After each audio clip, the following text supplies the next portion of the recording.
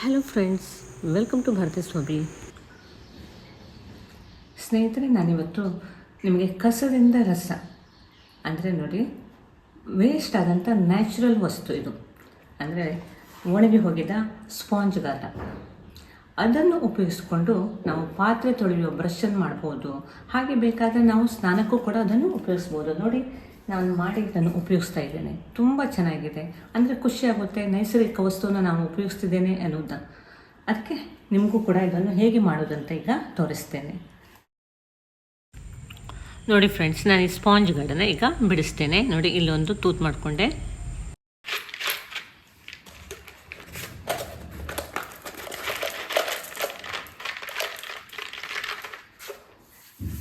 ಒಳ್ಳೆ ಬೀಜ ಇದ್ರದ್ದು. ಓಕೆ, ಹಾಗೆ ನೋಡಿ, ಈಗ ಇದರ ಕೊಂಚವನ್ನು ತೆಗಿತಾ ಇದ್ದೀನಿ. ಇದು ಮೇಲಿನ ಸಿಪ್ಪೆ, ಇದು ಕೂಡ ತೆಗೆಯೋದು ತುಂಬ ಈಸಿನೇ. ಒಣಗಿರೋದ್ರಿಂದ ಇದು ನೋಡಿ ಬೇಡ ಬೇಗ ಬಿಚ್ಚಿಕೊಳ್ಳುತ್ತೆ.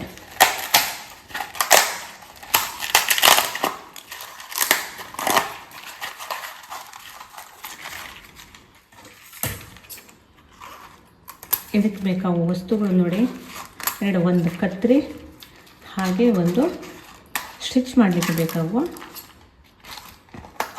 ಥ್ರೆಡ್,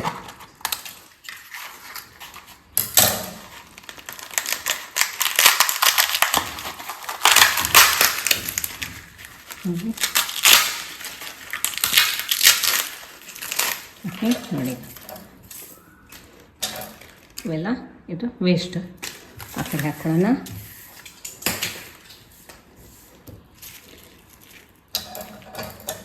ನೋಡಿ, ಇಲ್ಲಿ ಈಗ ಸೀಸರ್ಸ್ ಮಾತ್ರ ಶಾರ್ಪ್ ಆಗಿರಬೇಕು. ನೋಡಿ,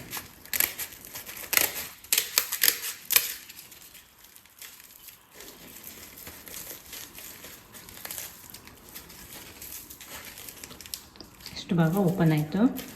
ನೋಡಿ, ಈಗ ಮತ್ತೆ ಇಲ್ಲಿ ಈ ಮಧ್ಯದ ಒಂದು ಸ್ಟೆಮ್ ಇದೆಯಲ್ಲ, ಅದನ್ನು ಸರಿಯಾಗಿ ಕಟ್ ಮಾಡಬೇಕು. ಅದೇ ಹೇಳಿದ್ನಲ್ಲ ನಾನು, ಇದು ತೆಗೆಯುವಾಗ ಸೀಸರ್ಸು ತುಂಬ ಶಾರ್ಪ್ ಆಗಿರಬೇಕು. ಓಕೆ, ಈಗ ಸರಿಯಾಗಿ ಬಿಡಿಸ್ಕೊಳ್ತಾ ಇದ್ದೇನೆ.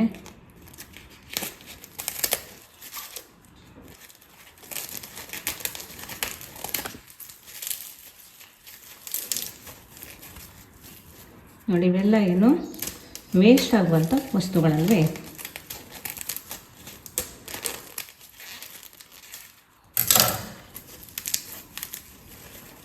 ಓಕೆ, ಈಗ ಈ ಕಡೆಯಿಂದನೂ ಕೂಡ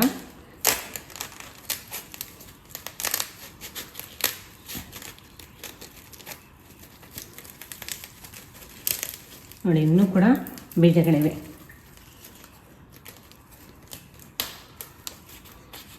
ಎಲ್ಲೋ ಬಿದ್ದು ಹಾಳಾಗುವ ಬೀಜ ಈಗ ನಮ್ಮ ಹತ್ರ ಕಲೆಕ್ಟ್ ಆಯಿತು. ನೋಡಿ,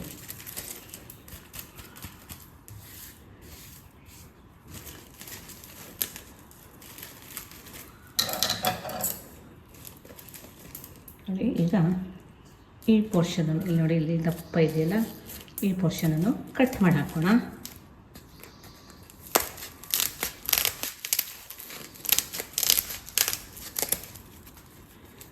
ಓಕೆ, ಇಲ್ಲೂ ಕೂಡ ಸ್ವಲ್ಪ ಭಾಗ ಕಟ್ ಮಾಡುತ್ತೇನೆ.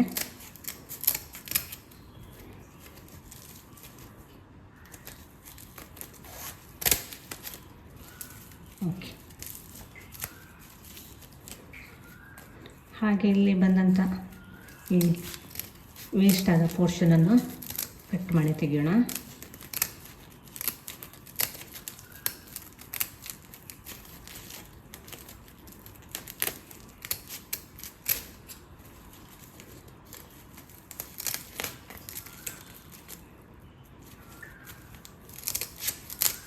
ಅಂದರೆ ನಮಗೆ ಬ್ರಷ್ ಫ್ಲಾಟ್ ಆಗಬೇಕು. ಅದಕ್ಕೆ ಇವುಗಳನ್ನೆಲ್ಲ ಕಟ್ ಮಾಡಿ ಹಾಕ್ತಿರೋದು. ಇದನ್ನು ಇಟ್ಬಿಟ್ರೆ ಒಂಥರ ಲೆವೆಲ್ಲಾಗಿ ಬರಲ್ಲ.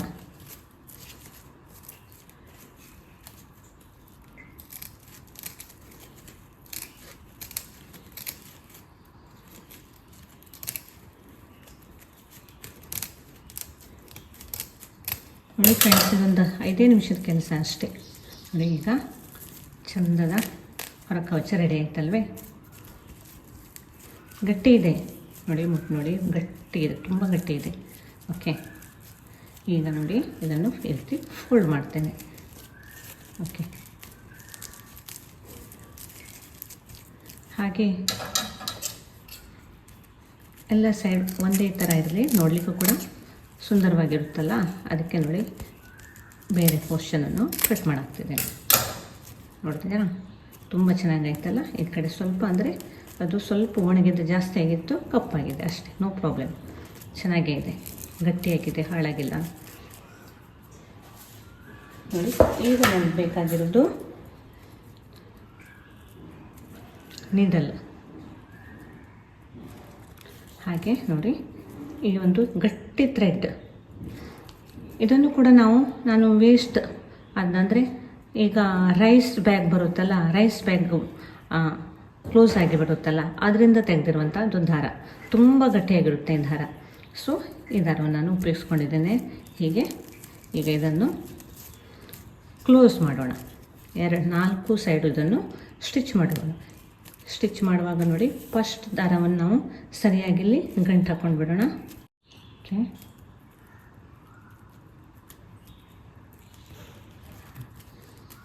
ಇದನ್ನಿಲ್ಲಿ ಒಳಗೆ ಹಾಕಿದರೆ ಆಯಿತು. ಓಕೆ,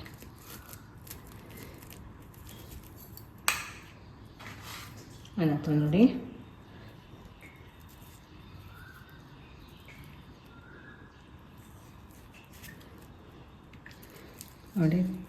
ಟೈಲರ್ಸ್ ಎಲ್ಲ ನೋಡಿ ಈ ಥರ ಬಟ್ಟೆಗೆ ಬೈಂಡರ್ ಮಾಡ್ತಾರಲ್ಲ, ಸೈಡಿಗೆ ಓವರ್ಲಾಕ್ ಥರ ಹಾಗೆ ಮಾಡಬೇಕು.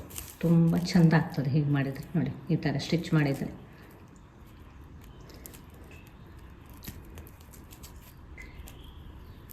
ಏನಿಲ್ಲ, ಇದೆಲ್ಲ 2 ನಿಮಿಷದ ಕೆಲಸ ಅಷ್ಟೇ. ನಾನಿಲ್ಲಿ ನಿಮಗೆ ನಿಧಾನವಾಗಿ ತೋರಿಸ್ತಾ ಇದ್ದೇನೆ. ಓಕೆ, ಹೀಗೆ ಮಾಡಿ ನೋಡಿ.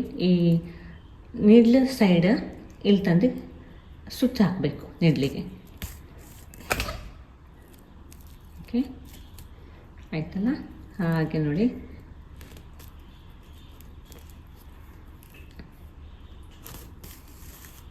ನೋಡಿ ಎಷ್ಟು ಚೆಂದ ಕಾಣಿಸುತ್ತಂತ ಅಲ್ವಾ. ಓಕೆ, ನೀವು ಇಲ್ಲಿ ಬೇಕಾದರೆ ಕಲರ್ ಥ್ರೆಡನ್ನು ಕೂಡ ತಗೊಳ್ಳಿ. ನಾನಿದು ವೇಸ್ಟ್ ಥ್ರೆಡ್ ಅಲ್ಲ, ಅದಕ್ಕೆ ಇದನ್ನೇ ಯೂಸ್ ಮಾಡ್ಕೊಂಡಿದ್ದೇನೆ. ನೋಡಿ, ಈ ಬ್ರಷು ನಿಸರ್ಗ ಪ್ರಿಯರಿಗೆ ತುಂಬ ಖುಷಿ ಆಗ್ಬೋದಲ್ವೇ. ಎರಡೂ ಭಾಗವನ್ನು ನಾವು ಅಲ್ಲಿ ಕರೆಕ್ಟಾಗಿ ಲೆವೆಲ್ಗೆ ಇಟ್ಕೊಂಡ್ರೆ ಚೆನ್ನಾಗಾಗ್ತದೆ.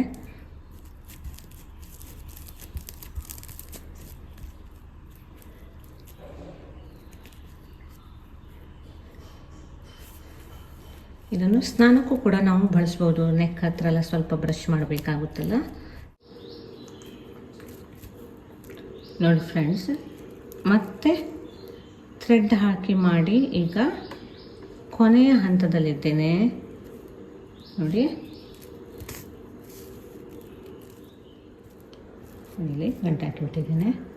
ಈಗ ಕಟ್ ಮಾಡಿದ್ರೆ ಆಯ್ತು. ನೋಡಿ ನೋಡಿ ಫ್ರೆಂಡ್ಸ್, ಇದು ತುಂಬ ಚೆಂದದೊಂದು ಬ್ರಷ್.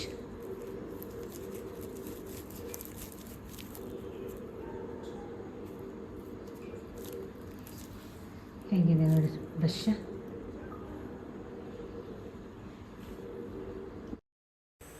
ನೋಡಿ ಫ್ರೆಂಡ್, ನನ್ನ ಫ್ರೆಂಡ್ ಅನುಪಮ ನನಗೆ 4 ಸ್ಪಾಂಜ್ ಗಾರ್ಡನ್ನು ಕೊಟ್ಟಿದ್ದರು. ನೋಡಿ 4 ಬ್ರಷನ್ನು ನಾನು ತಯಾರಿಸಿದ್ದೇನೆ. ಹಾಗೆ ನೀವು ಹಿರೇಕಾಯಿಂದ ಮಾಡಿದರೆ ದೊಡ್ಡ ದೊಡ್ಡ ಬ್ರಷ್ಗಳನ್ನು ತಯಾರಿಸ್ಬೋದು. ನೋಡಿ ಫ್ರೆಂಡ್ಸ್, ಹೀಗೆ ನೈಸರ್ಗಿಕ ವಸ್ತುಗಳನ್ನು ನಾವು ಬಳಸುವುದರಿಂದ ನಮಗೆ ತುಂಬ ಸಂತೋಷ ಸಿಗುತ್ತೆ. ಈ ವಿಡಿಯೋವನ್ನು ನಿಮ್ಮ ಫ್ರೆಂಡ್ಸ್ ಮತ್ತು ರಿಲೇಟಿವ್ಸ್ಗೂ ಕೂಡ ಶೇರ್ ಮಾಡಿ.